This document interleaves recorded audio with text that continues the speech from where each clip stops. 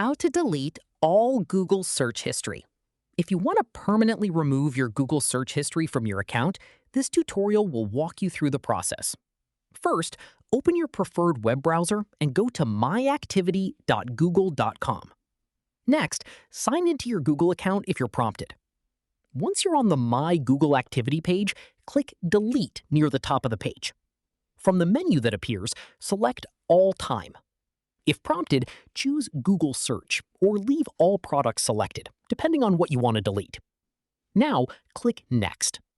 Review the information on the screen, then click Delete to confirm. Google will permanently remove your search history from your account. If you don't want your search history to build up again, go back to the My Google Activity page, click Web and App Activity, then choose Auto Delete, and select the time period you'd like Google to automatically delete your future activity. So it's really as simple as that, guys. If you did find this video helpful, then let me know in the comments. Make sure to like the video and subscribe for more Google tutorials, and I'll see you in the next one.